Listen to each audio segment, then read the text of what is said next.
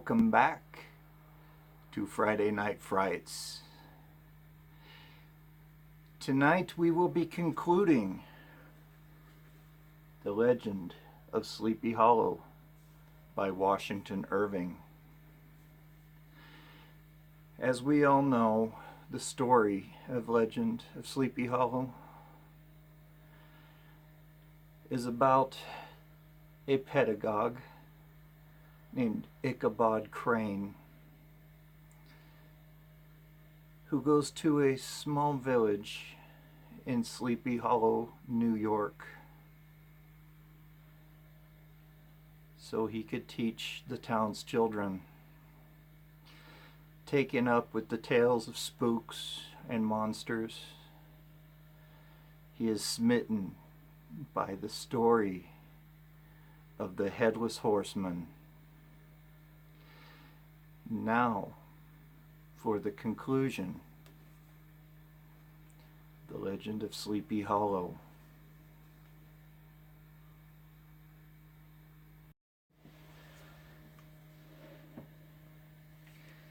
Page 340 is where we left off.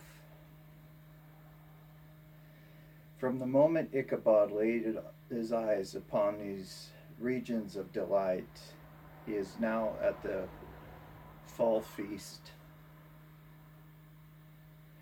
The peace of his mind was at an end, and his study was how to gain the affections of the peerless daughter of Van Tassel. In this enterprise, however, he had more real difficulties than generally fell to the lot of the knight-errant of yore, who seldom had anything but giants, encounters, fiery demons, and such like easily conquered adversaries to contend with, and had to make his way merely through the gates of iron and brass in the walls of adamant to the castle keep, where the lady of his heart was confined, all which he achieved as easily as a man would carve his way to the center of a Christmas pie. And then the lady gave him her hand as a matter of course.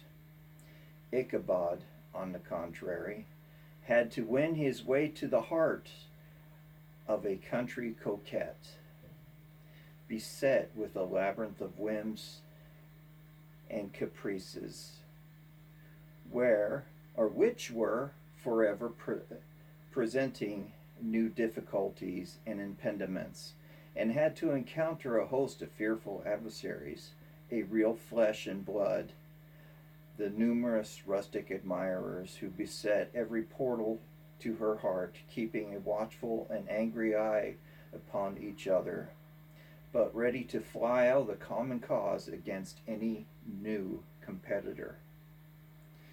Among these, the most formidable was a burly, roaring, roistering blade of the name of Abraham, or according to the Dutch abbreviations, Brom van Brunt, the hero of the country round, which rang with his feast of strength and hardihood.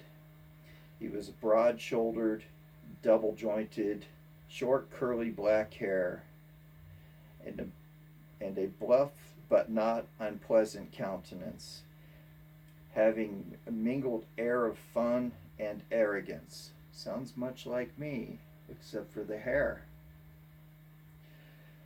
From his Herculean frame, definitely me, and broad powers of limb, he received the name of Brom Bones, by which he was universally known. He was framed for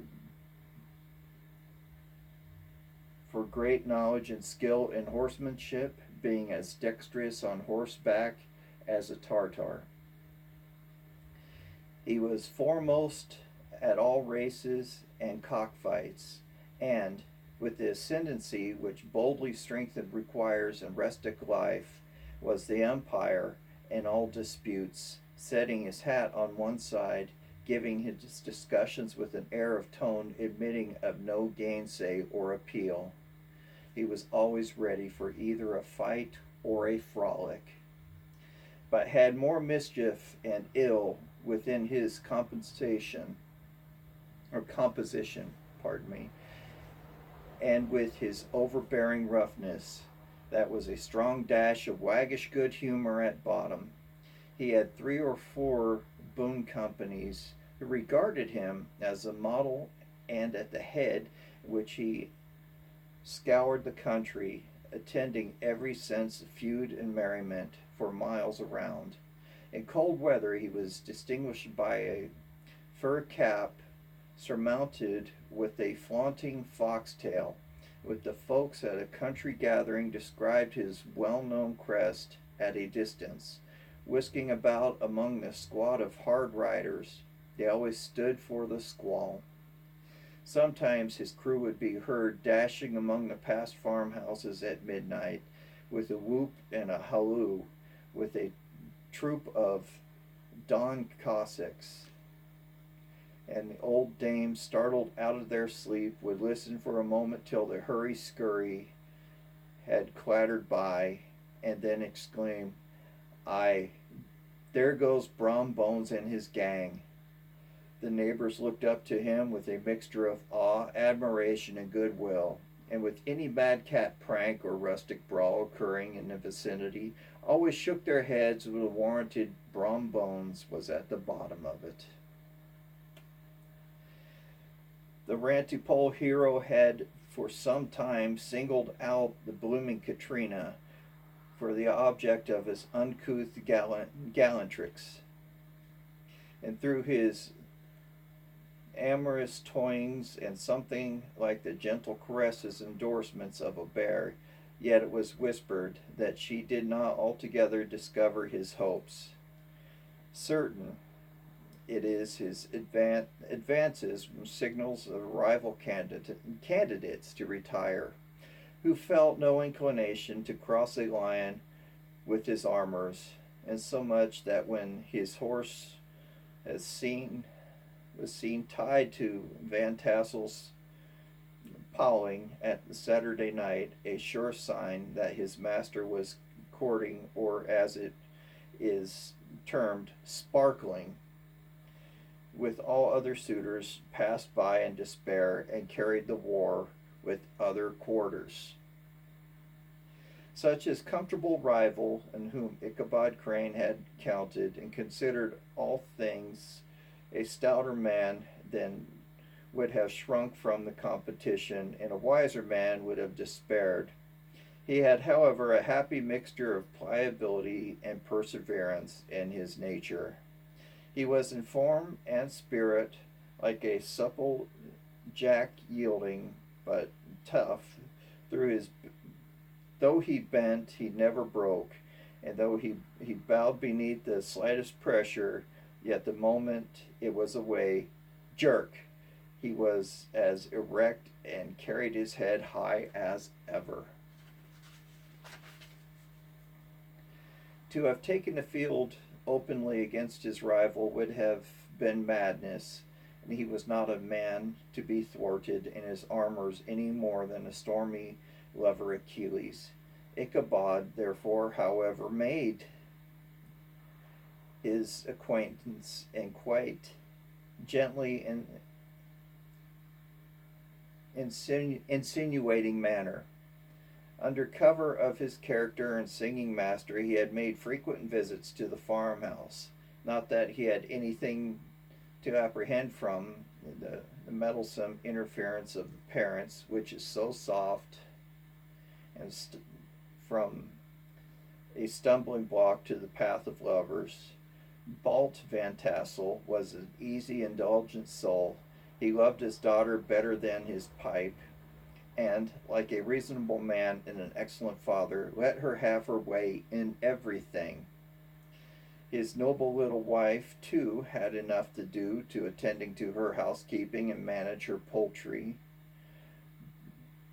for, as she sagely observed, ducks and geese are foolish things, but must be looked after. But girls can take care of themselves. Thus, while the busy dame bustled about the house or plied her spinning wheel at one end of the piazza, honest bait, honest Balt would sit smoking his evening pipe at the other, watching the archives of the little wooden warrior who, armed with a sword in each hand, was almost valiantly fighting the wind at the pinnacle of the barn. In the meantime, Ichabod would carry on his suit with his daughter by the side of the spring under the great elm, or sauntering along in the twilight, that hour so favorable to the lover's eloquence. I profess not to know how women's hearts are wooed and won. To me, they have always been matters of riddle and admiration. Some seem to have but one vulnerable point or door to access, while others have 1,000 avenues and may be captured in 1,000 different ways. It is a great triumph of skill to gain a former but still greater proof of dealership to maintain possession of the latter, or the man must battle for his fortress in every door and window. He who wins 1,000 common hearts, therefore, entitled to some renown, but he who keeps undisputed sway over the heart of the coquette is indeed a hero. Certain as it is, this was not the case of the redoubtable Brom Bones. From the moment Ichabod Crane made his advances, the interests of the former evidently declined. His horse was no longer seen tied up at the Pawlings on Sunday nights, and a deadly feud gradually arose between him and the preceptor of Sleepy Hollow.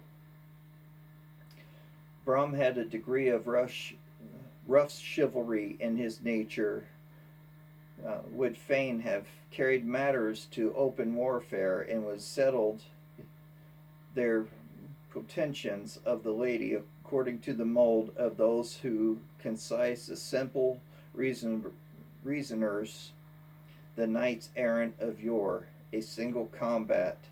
But Ichabod was too conscientious of the superior might of his adversary to enter into the lists against him.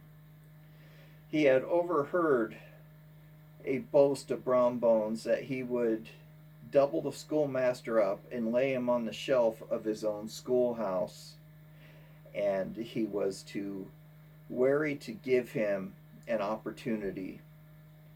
There was something extremely provoking in the obstinately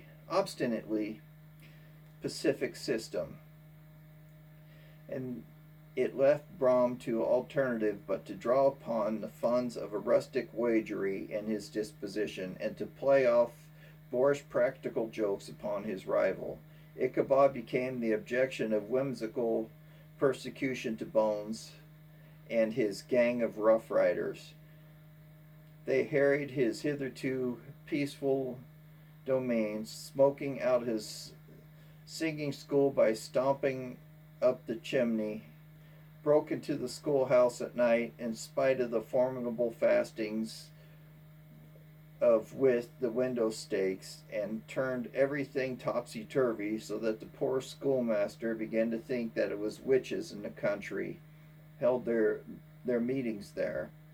But when it still came more annoying, Brom took all opportunities and turned him into ridicule of presence of his mistress, and he had a scoundrel dog which he taught how to whine in a most ridiculous manner, introducing as a rival of Ichabod's instruct her in psalmody. It was way matters went to some time without producing any manner of effect or relative situation of the contending powers. On a fine autumnal evening, Ichabod, in a pensive mood, sat enthroned on a lofty stool whence he usually watched all the concerns of his little literary realm. In his hand he swayed or a ferule, ferule that scepter of a despotic power. The birch of justice responded on three nails behind the throne, a constant terror of evildoers, while the desk before him might be as sundry contraband articles of prohibited weapons, detecting upon a person of idle urchins, such as half munched apples, pop guns, whirligigs, fly cages, whole legions of rampant little paper gamecocks. Apparently,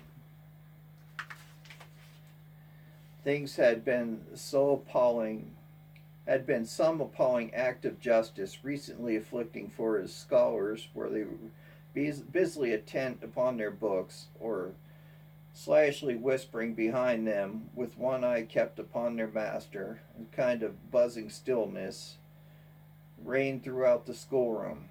It was suddenly interrupted by the appearance of a Negro, pardon me, that's just old way of writing, in a towel cloth jacket and trousers, a round crowned fragment of his hat, like the cap of Mercury, and mounted on the back of a ragged, wild, half-broken colt, which he managed with a rope by the way of a halter.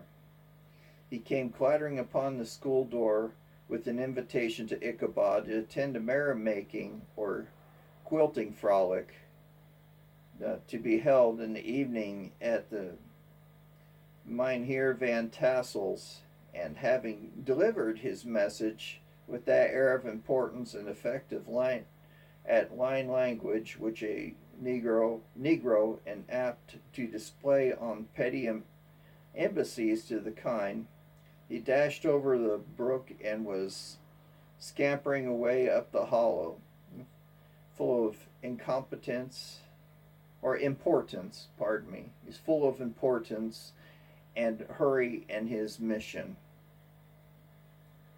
All was now bustle and hubbub in the late quiet schoolroom. The scholars were hurried through their lessons without stopping at trifles, and they were nimble skipped over half with impunity, and those who were tardy had a smart application now and then in the rear to quicken their speed, to help them over a tall word. Books were flung aside without being put away on the shelves. Inkstands were overturned, benches thrown down, and the whole school was turned loose an hour before the usual time, bursting forth like a legion of young imps, yelping and racketing about the green in the joy of early emancipation. So school got out early and the kids loved it. Times haven't changed. The gallant Ichabod now spent at least an extra half hour at his toilet, brushing and furbishing up his best, and indeed the only suit of rusty black, and arranged his looks by a bit of a broken looking glass, and hung up in the schoolhouse, that he might make his appearance before his mistress in the true style of cavalier. He borrowed a horse from the farmer whom he had domiciliated, a choleric old Dutchman by the name of Hans van Ripper, and thus gallantly mounted, the issued forth like a knight-errant in quest of adventure. But in his meat I should, in the true spirit of romantic story, turn some account of the looks and equipment of my hero and his steed. The animal he bestowed was a broken down plow horse that had outlived almost everything but his viciousness. He was gaunt and shaggered, with a ewe neck and a head like a hammer. His rusty mane and tail were tangled and knotted with burrs. One eye had lost its pupil and was most glaring and spectacular, and the other had a gleam of genius devil in it. Still, he must have had fire and metal in his day. It had many, if we may judge from the name he bore, gunpowder. He had, in fact, been a favorite steed of his master's, the choleric Van Ripper, who was a furious rider and had infused very probably some of his own spirit into the animal, for old and broken down as he looked, there was more than a working devil in him than in any young filly of the country. Ichabod was a suitable figure for such a steed. He rode with short stirrups and brought his knees neatly up to the pommel of the saddle. His sharp elbows stuck out like grasshoppers, and he carried a whip perpendicularly in his hand like a scepter, and the horse jogged on. The motion of his arms was not unlike the flapping of a pair of wings. So he was riding in this manner. A small wool hat rested upon the top of his nose, for his scanty strip of forehead might be called, and his skirts of his black coat flattened out on the horse's tail. Such was the appearance of Ichabod and his steed, that he shambled out of the gate of Hans Van Ripper, and was altogether such an apparition in his seldom to be met and broad daylight. It was as if I have said a fine autumn day. The sky was clear and serene. The nature wore that rich and golden livery which we always associate with the idea of abundance. The forest had put on their sober brown and yellow, while some trees of the tenderer kind had been nipped by the frost into brilliant dyes of orange, purple, and scarlet. Screaming files of wild ducks began to make their appearance.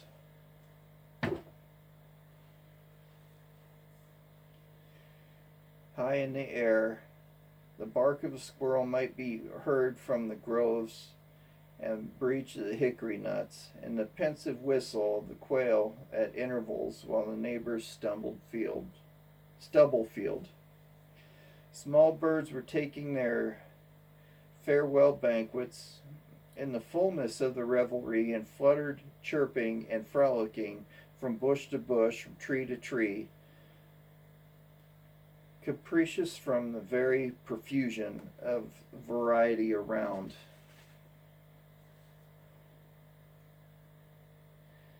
There was the honest cock robin, the favorite game of stripling sportsmen, with the loud querulous note, and the twittering blackbirds flying in the sable clouds, and the golden-winged woodpecker with his crimson crest, his broad black gorget and splendid plumage, and the cedar bird with his red-tipped wings and yellow-tipped tail, and a little Monterio cap of feathers, and the blue jay and the noisy coxcomb, in his gay light blue coat of white underclothes, screaming and chattering, nodding and bobbing and bowing, and pretending to be on good terms with every songster of the grove. As Ichabod jogged slowly on his way, his eye ever open to every symptom of culinary abundance, ranged a delight over the treasures of jolly autumn. On all sides he beheld a vast store of apples, some hanging in oppressive opulence on the trees, some gathered into baskets and barrels for the market, and others heaped up rich piles for the cider press. Further, as he beheld great fields of Indian corn, and its golden ears peeping from their leafy covers, and holding on the promise of cakes, hasty pudding, and yellow pumpkins laying beneath them, turning up their fair round bellies to the sun, and giving ample prospects the most luxurious of pies, and the anon he passed the fragrant buckwheat fields, breathing the odor of the beehive as he beheld them. Soft anticipations stole over his mind of dainty slapjacks, well buttered and garnished with honey or treacle, by the delicate little dimpled hand of Katrina Van Tassel. Thus feeding his mind with many sweet thoughts of sugared suppositions, he journeyed along the sides of a range of hills which looked upon some of the goodliest scenes of the mighty Hudson. The sun gradually wheeled his broad disk down to the west.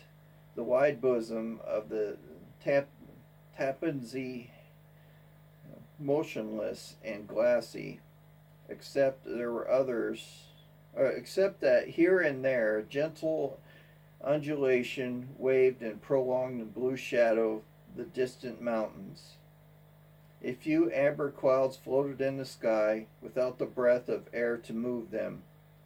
The horizon was of fine golden tint, changing gradually into pure green apple, and from that into the deep blue of the mine heaven.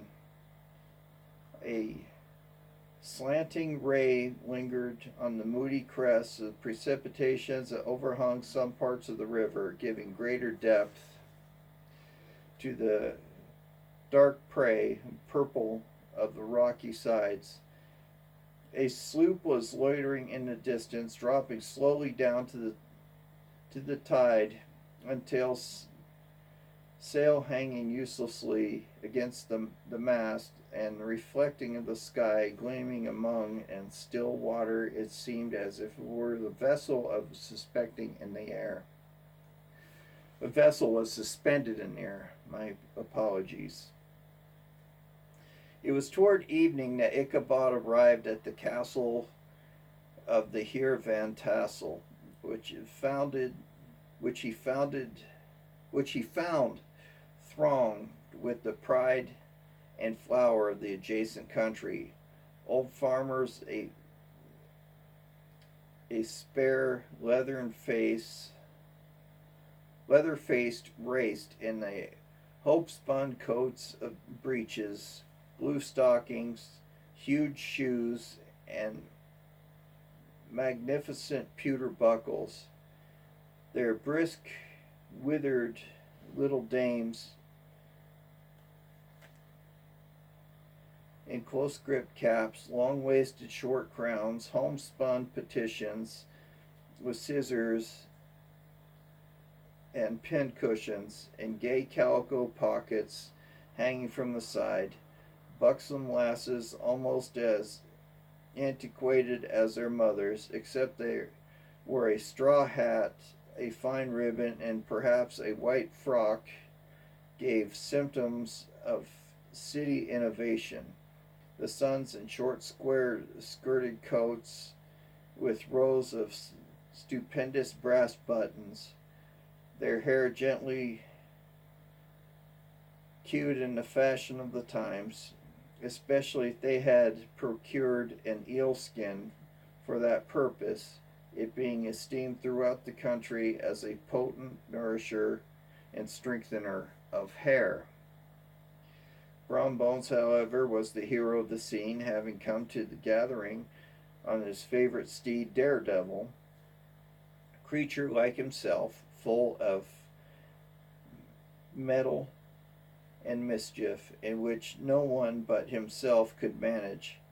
He was, in fact, noted for preferring vicious animals, giving in all kinds of tricks which kept the rider in constant risk of his neck, for he held a tractable, well broken horse as unworthy a lad of spirit. Fain with a pause to dwell upon the world of charms and burst into the enraptured gaze of my hero as he entered to the state parlor of Van Tassel's mansion, not those of the bevy of buxom lasses, but the luxurious display of red and white, but the ample charms of a genuine Dutch country tea table in the sumptuous times of autumn. Such heaped up platters of cakes and various almost indescribable kinds, knowing only the experienced Dutch housewives. There was the doty donut, the tenderer oekoek, and the crisp crumbling cruller, sweet cakes and shortcakes, ginger cakes, honey cakes, and a whole family of cakes. And then there were apple pies, peach pies, pumpkin pies, besides slices of ham and smoked beef, moreover delectable dishes of preserved plum, peaches, and pears, and quinces, not to mention broiled shad and roasted chickens, together with bowls of milk and cream, all mingled higgledy-piggledy,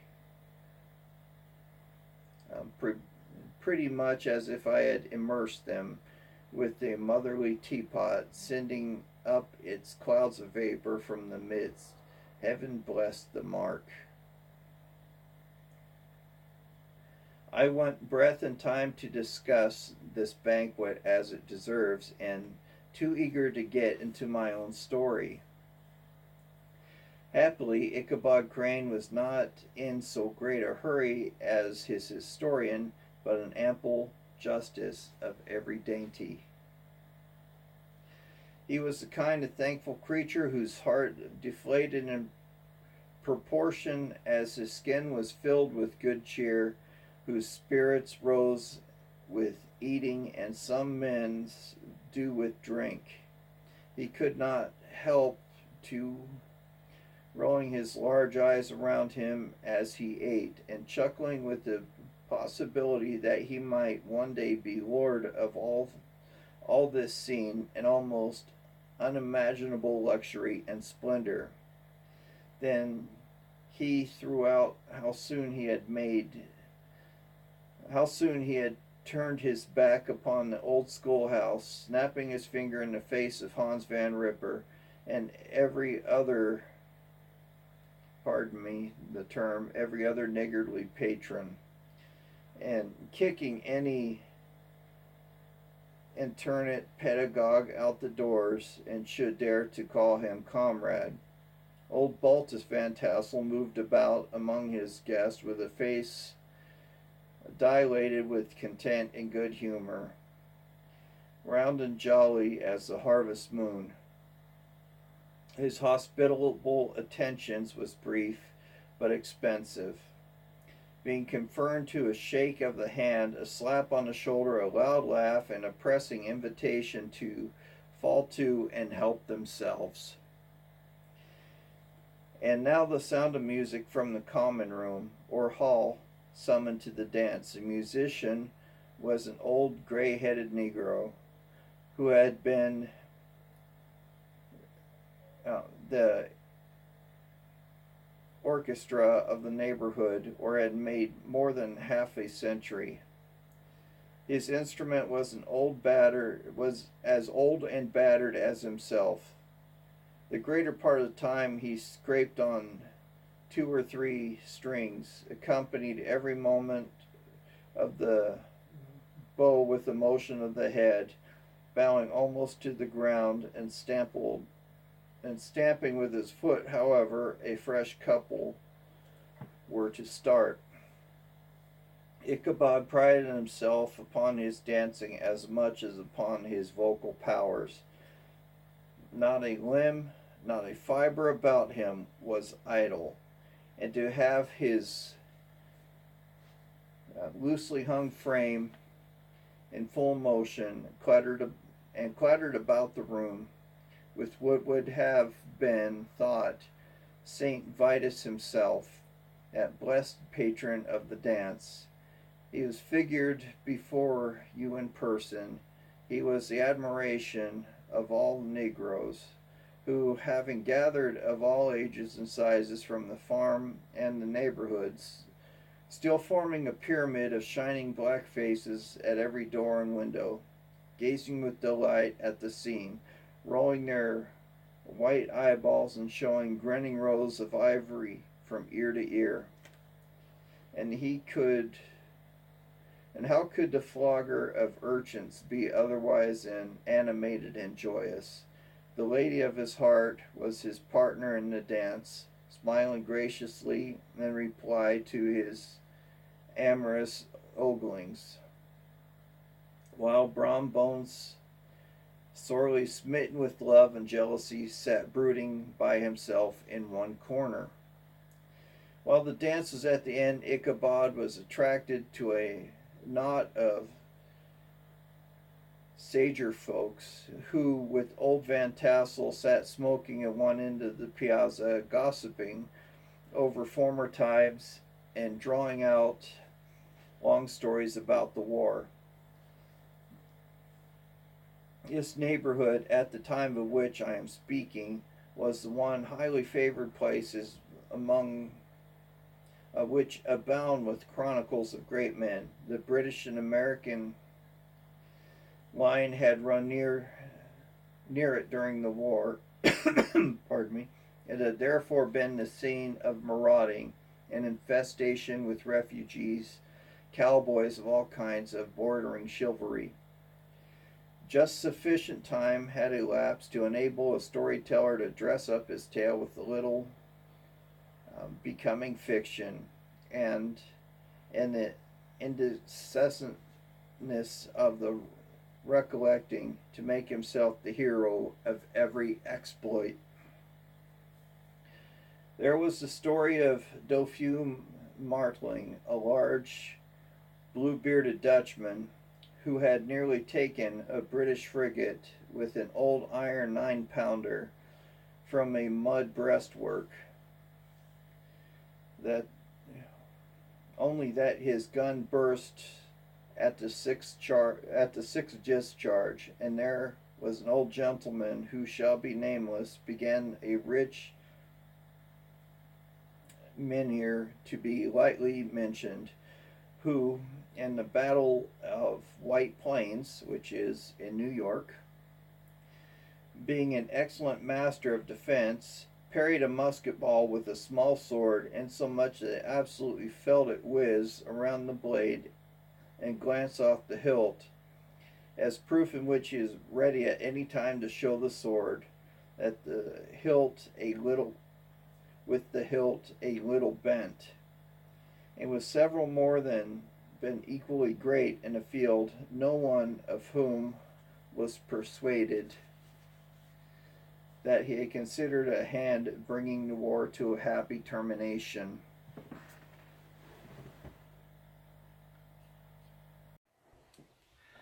As yet the panic of the steed had given his unskilful rider an apparent advantage in the chase, but as he had gotten halfway through the hollow, the girths of the saddle gave way, and he felt it slipping from under him. He seized it by the pommel and endeavored to hold it firm, but in vain. He had just time to save himself by clasping old Gunpowder around the neck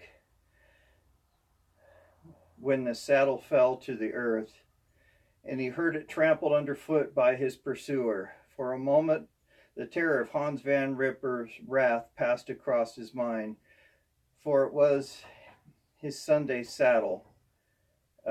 He broke Hans Van Ripper's Sunday saddle. But this was no time for petty fears. The goblin was hard on his haunches, and unskillful rider that he was, he had much ado to maintain his seat, sometimes slipping from one side, sometimes on the other, and sometimes jolted on the high ridge of the horse's backbone with a violence that verily feared would cleave him asunder. An opening in the trees now cheered him with the hopes of the church bridge was at hand. The wavering reflection of the silver star in the bosom of the brook told him that he was not mistaken. He saw the walls of the church dimly glaring under the trees beyond. He recollected his place where Brombone's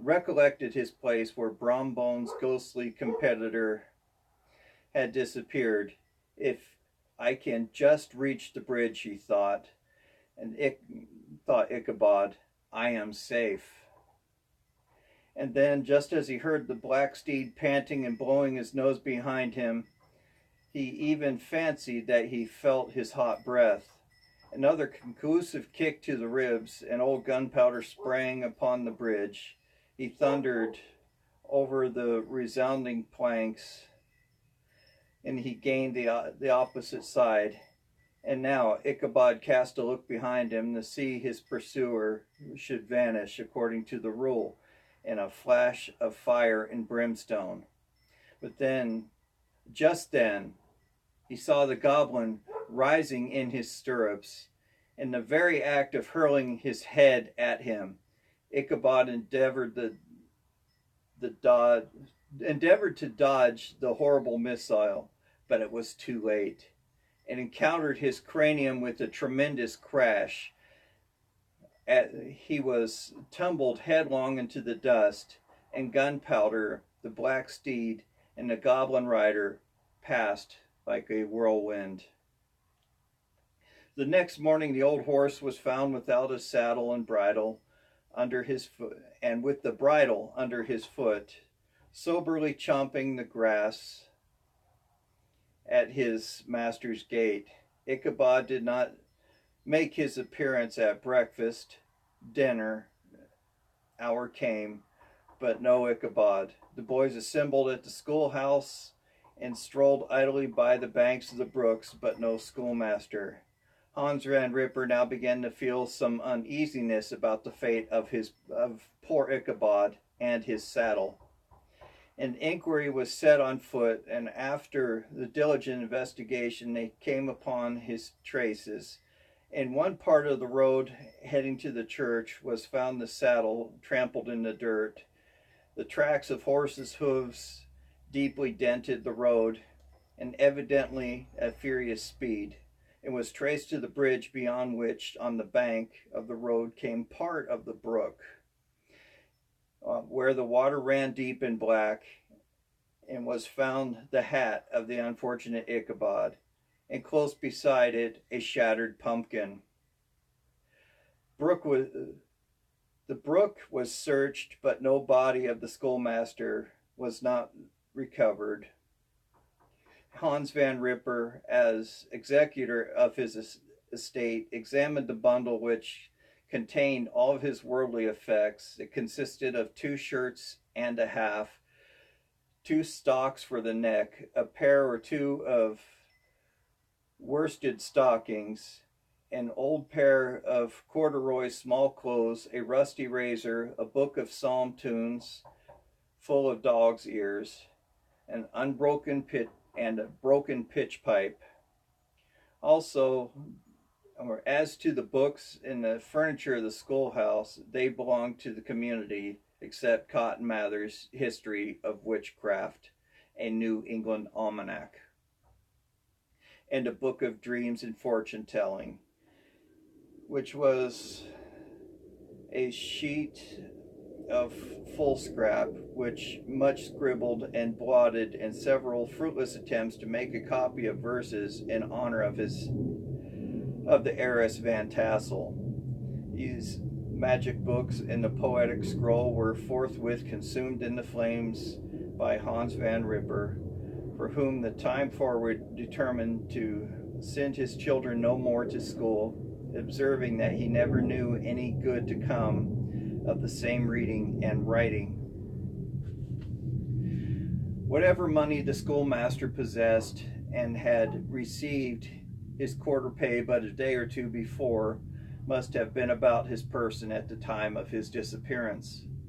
The mysterious event caused much speculation at the church on the following Sunday. Knots of gazers and ghosts and gossips were collected in the churchyard, at the bridge, at the spot where the hat and the pumpkin had been found. Stories of Brower of Bones and the whole budget of others were called to mind, and when they had diligently considered all of them and compared them to symptoms of his present cause, they shook their heads and came to the conclusion that Ichabod had been carried off by the galloping Hessian. As was the bachelor and nobody's debt, nobody troubled his head any more about him. The school was removed to a different quarter of the hollow, and another pedagogue reigned in his stead. It is true, an old farmer who had been down to New York on a visit several years after, from whom this account of the ghostly adventure was received, brought home the intelligence that Ichabod Crane was still alive, that he had left the neighborhood partly through the fear of the goblin and Hans Van Ripper, and partly in mortification of having been suddenly dismissed by the heiress, and that he had changed his quarters to a distant part of the country. He had kept school and studied law at the same time, had been admitted to the bar, turned politician, electioneered, written for the newspapers, and finally had been made justice of the 10-pound court. Brom Bones, too, who shortly after his rival's disappearance conducted the blooming Katrina to the triumph to the altar, and was observed to look exceedingly knowing whatever the story of Ichabod was related, and always burst into a hearty laugh at the mention of the pumpkin, which led some to suspect that he knew more about the matter than he chose to tell.